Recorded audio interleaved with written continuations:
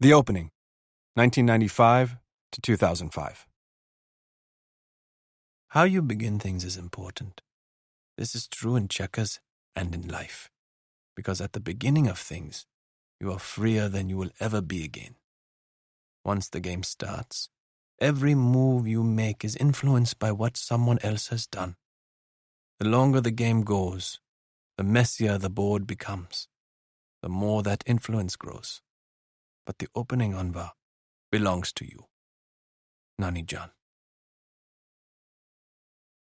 Anvar.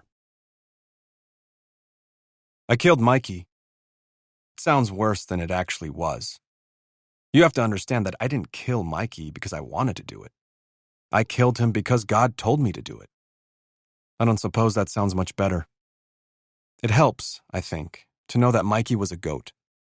He had bored brown eyes with rectangular pupils that made him seem a little creepy. Loud and obnoxious, he shat tiny round pellets all over the cramped garage he shared with 3 of his brethren.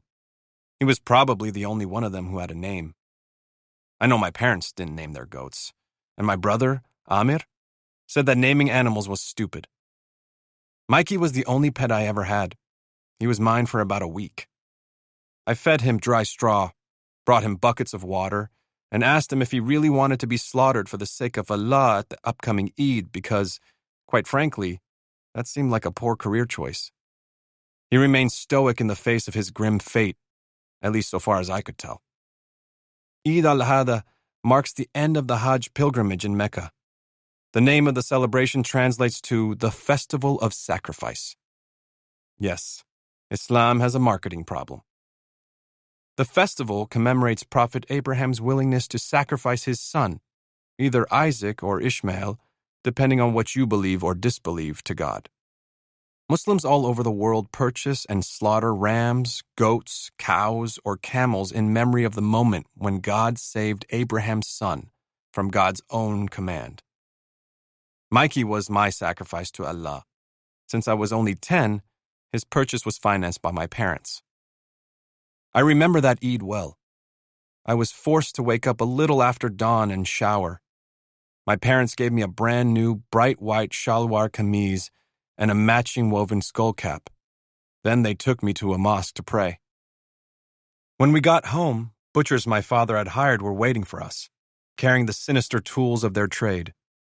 Eventually, these men would skin the animals, gut them, and chop their carcasses up into manageable bits to be cooked, frozen, or given away as gifts or charity. Mikey was the first one they let out of the garage. He didn't resist.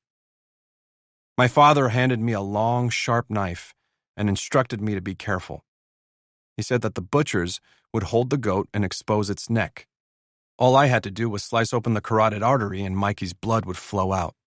One clean motion would be enough. He clapped a heavy hand on my shoulder. "Be brave," he said. I did not feel the need to be brave. I wasn't scared. I felt something else entirely. I didn't say anything to my father. I could have told him I didn't want to do this. I don't know what he would have said. Instead of speaking, however, I gripped the knife. I held on tight because the plastic handle felt slick and slippery in my hand. The men tripped Mikey to bring him to the ground. Now he resisted. He kicked, trying to struggle to his feet, but was restrained. I walked up to him. I think he saw me, recognized me, because he seemed to relax a little. I heard my brother say, "Allahu Akbar!" God is great. Amir told me later that he'd said those words, necessary for the ritual to be properly completed, out loud because he knew I would forget to say them. Amir had almost forgotten them himself when he had done this for the first time a few years ago. What I haven't forgotten are Mikey's unattractive eyes full of unshed tears once the deed was done. I haven't forgotten his blood. It was everywhere.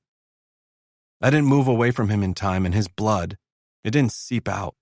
It gushed out in a wild torrent, a flood, a fountain that soaked my hands and my clothes with all the force of a panicked, dying, still beating heart. And I stepped back, and there was so much red, and I was the cause of it. I ran. I showered. I wept.